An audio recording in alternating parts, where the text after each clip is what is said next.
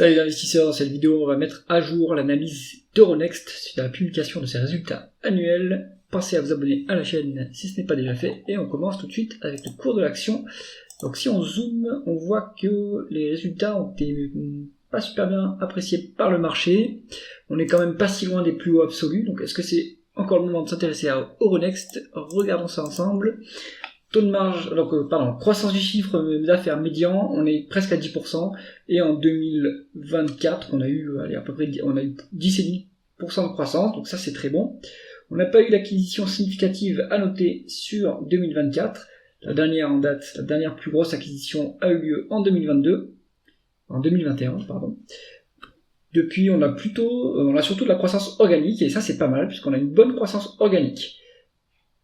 On continue avec les taux de marge, donc taux de marge brut 100%. En fait, il n'y a pas de coût des intrants chez Euronext, donc on peut se concentrer sur le taux de marge d'EBITDA qui est au plus haut depuis 10 ans à 60%. Excellent, c'est très très élevé.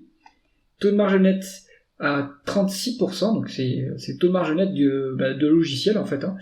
Malheureusement, on ne monte pas aussi vite que le taux de marge d'EBITDA sur le dernier quarter, donc on a peut-être eu des frais financiers plus importants à vérifier dans le compte de résultats. Mais ce qu'on note ici, c'est que en absolu, ces deux taux de marge sont très stables et très élevés. Et donc, on a un management de qualité sur Euronext. On continue avec la conversion des bénéfices nets en free cash flow. Free cash flow plus élevé que les bénéfices nets pour un peu moins de 2 milliards. Est-ce qu'on est aidé par une variation positive, enfin négative du BFR? Donc oui, on a un peu d'aide via l'évolution du BFR sur la période. Ça, c'est pas mal. Est-ce que on sacrifie l'avenir en arrêtant d'investir? Oui, un petit peu quand même. On a baissé les dépenses en capital par rapport aux dépréciations et amortissements depuis 2019, ce qui veut dire que en fait, on arrête d'investir dans la croissance future. Donc ça peut être dommage. Maintenant, si on fait de la croissance par acquisition, c'est pas un problème. À voir donc si la croissance organique arrive à se maintenir alors qu'on arrête de faire des investissements. Ça garde en tête. Et là, vous avez une bonne partie d'explication de la différence entre les bénéfices nets et les free cash flow. Il y a peut-être des other non-cash items. Il y en a pour 434 milliards, mais en négatif. Donc ça doit être défavorable. Allez dans les tableaux de flux de trésorerie pour comprendre la différence. Nous, on utilisera les free cash flow pour valoriser l'entreprise s'il n'y a pas de dette. On continue avec la rentabilité opérationnelle. Le rendement médian des capitaux investis à 14,3. Mais là, c'est pas bon parce que ça se dégrade depuis 2021. On n'est plus qu'à 7,5. Et là, ça se rapproche de la croissance. Si on regarde la croissance, elle est à 10%. Enfin, c'est plus faible que la croissance.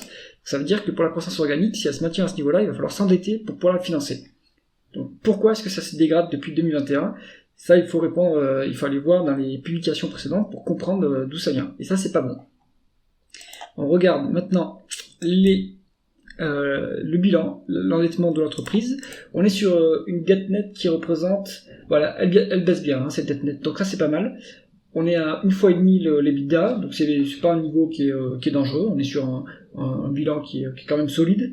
On a 2 fois les free cash flow en dette, donc on peut rembourser facilement cette dette-là. Maintenant, si la rentabilité reste faible comme elle est à l'heure actuelle, alors qu'on a plus de croissance, et si on a de la croissance organique, on va avoir du mal à rembourser cette dette. Donc ça, c'est un élément à surveiller. Pour l'instant, rien de préoccupant. On continue avec la rémunération de l'actionnaire. On se trouve sur un dividende de 257 millions. Ça nous fait un peu plus que 2%. Donc c'est intéressant quand même, comme niveau de dividende. On a une grosse dilution, donc ça doit être pour une acquisition. Si on regarde l'acquisition qui a été faite ici, donc on a augmenté en juin. Ici on a année complète, donc c'est pour ça. Mais en fait, donc là on a fait monter la dette et on a fait la dilution pour financer cette acquisition ici.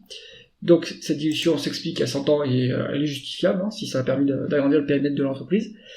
Et on rachète des actions depuis 2024, on va dire, donc c'est bien, ça augmente le rendement de l'actionnaire. Coifin le calcule à 3% ce rendement de l'actionnaire en excluant le désendettement ou l'endettement, ce qui est tout à fait intéressant pour l'actionnaire de long terme. On va regarder la valorisation en termes de valeur d'entreprise sur EBITDA.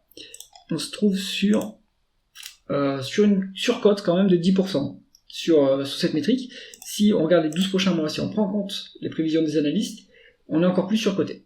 Conclusion du dossier Euronext, on est un peu trop haut, à mon avis, sur le prix de l'action, là, sur la valorisation. Il faudra minimum revenir sur la médiane, donc une baisse vers 105 euros. Ça pourrait être une légère marge de sécurité. Évidemment, moi, j'ai besoin de beaucoup plus de marge de sécurité. C'est pour ça que je fais pas de valeur de croissance. Ici, on est sur un dossier qui est qui est quand même apprécié par le marché, donc il est bien valorisé par rapport à son multiple historique. Donc, à mon avis, il vaut mieux temporairement rester à l'écart et puis regarder si la valorisation s'adoucit un petit peu par la suite. J'espère que cette analyse vous aura plu. Si c'est le cas, mettez un pouce vers le haut et pensez à vous abonner à la chaîne. À bientôt.